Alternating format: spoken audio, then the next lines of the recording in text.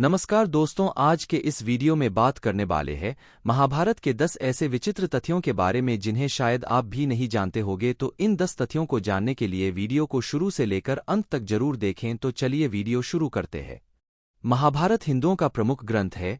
इस ग्रंथ में कौरवों और पांडवों के बीच की कथा का वर्णन है, जिसका अंत एक भयानक युद्ध के साथ होता है।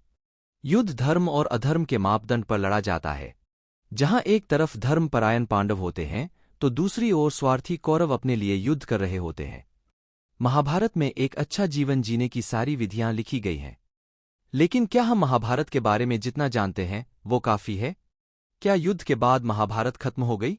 आप ये जानकर हैरान रह जाएंगे कि युद्ध के बाद महाभारत शुरू हुई थी, जिसमें छिपे रहस्य के आसपास भी हम नहीं पहुंच पाए हैं। आज हम उन रहस्यों को आपके सामने पेश कर रहे हैं जिनके बारे में आपने कभी सुना भी नहीं होगा। नंबर 1, 18 का रहस्य। महाभारत का युद्ध 18 दिनों तक चला था। इस किताब के 18 अध्याय हैं। श्री कृष्ण ने अर्जुन को 18 दिनों तक गीता का ज्ञान दिया था। गीता में भी 18 अध्याय हैं। कौरवों और पांडवों की कुल सेना 18 अक्षौहिणी थी और इस युद्ध में मात्र 18 योद्धा ही जीवित बचे थे। ये 18 के आंकड़ों के पीछे का राज आज तक कोई नहीं समझ पाया है। नंबर 2, विमान और परमाणु शस्त्र। मोहनजोदड़ो की खुदाई में मिले कंकाल में रेडिएशन का असर मिला था, जिसे वैज्ञानिक लोग महाभारत से जोड़ के देखते हैं। कहा जाता है कि महाभारत काल में परमाणु बम थे। महाभारत में सौप्तिक पर्व के अध्याय 13 से 15 तक ब्रह्मास्त्र के परिणाम बताए गए हैं। हिंदू इतिहास के जानकारों के मुताबिक 3 नवंबर 5561 ईसा पूर्व अश्वत्थामा के जरिए छोड़ा हुआ ब्रह्मास्त्र परमाणु बम ही था। नंबर 3, कौरवों का जन्म भी है एक रहस्य। धृतराष्ट्र और गांधारी के 99 पुत्र और एक पुत्री थी, जिन्हें कौरव कहा जाता था। कुरु वंश के होने के कारण ये कौरव कहलाए। लेकिन गांधारी के गर्भधारण के दौरान धृतराष्ट्र ने एक दासी के साथ संबंध बनाए, जिससे कौरवों की संख्या 100 हुई थी। गांधारी ने वेदव्यास से पुत्री के लिए वरदान हासिल किया, मगर गांधारी के कोई भी बच्चा नहीं हुआ। गुस्से से भरी गांधारी ने अपने पेट पर जोर से मुक्का मार लिया, जिससे उसका गर्भ गिर गया। जैसे ही वेदव्यास को इस बात का पता चला, उन्होंने फौरन गांधारी को 100 कुएं खुदवाने को कहा, जिसमें उन्होंने घी भरवा कर मर हुए बच्चे का अवशेष उसमें डाल दिया, जिससे कौरवों का जन्म हुआ था। नंबर 4, अश्वत्थामा।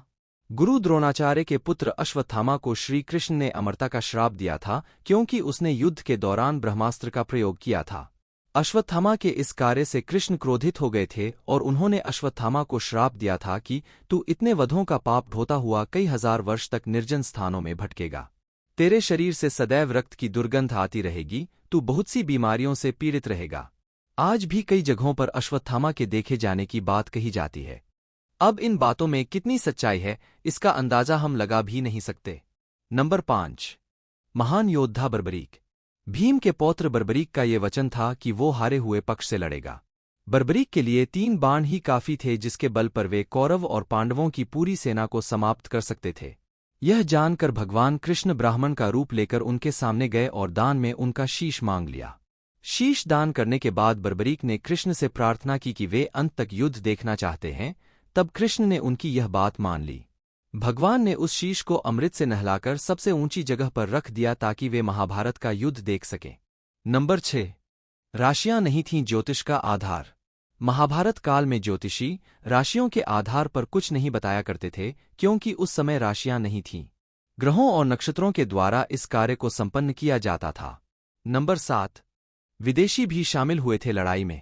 महाभारत के युद्ध में सिर्फ भारत के ही नहीं बल्कि विदेशी योद्धा भी शामिल हुए थे।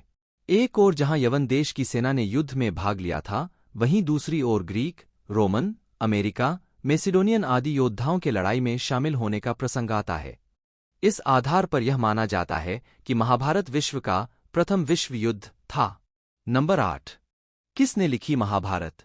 ज्यादातर लोग यह जानते हैं कि महाभारत को वेदव्यास ने लिखा है, लेकिन यह अधूरा सच है। वेदव्यास कोई नाम नहीं बल्कि एक उपाधि थी जो वेदों का ज्ञान रखने वाले लोगों को दी जाती थी। महाभारत की रचना 28वें वेदव्यास कृष्णद्वैपायन ने की थी। इससे पहले 27 वेदव्यास हो चुके थे। नंबर 9, अभिमन्यु को किसने मारा? लोग यह जानते हैं कि अभिमन्यु की हत्या चक्रव्यूह में 7 महारथियों द्वारा की गई थी, लेकिन यह सच नहीं है। महाभारत के मुताबिक अभिमन्यु ने बहादुरी से लड़ते हुए चक्रव्यूह में मौजूद 7 में से एक महारथी दुर्योधन के बेटे को मार गिराया था। इससे नाराज होकर दुशासन के बेटे ने अभिमन्यु की हत्या कर दी थी। नंबर 10। 3 चरणों में लिखी गई थी महाभारत। महाभारत एक किताब है, लेकिन इसे 3 चरणों में लिखा गया था। पहले चरण में 8,800 श्लोक, दूसरे चरण में 24,000 और तीसरे चरण में 1,00,000 श्लोक लिखे गए थे। वेदव्यास की महाभारत के अलावा Bhandarkar oriental research institute, Pune की संस्कृत महाभारत सबसे प्रामाणिक मानी जाती है। धन्यवाद। अगर वीडियो अच्छा लगा हो तो वीडियो को लाइक करें और चैनल पर नए हो तो चैनल को सब्सक्राइब जरूर करें। धन्यवाद। मिलते हैं किसी नई वीडियो में नए टॉपिक के साथ। बाय।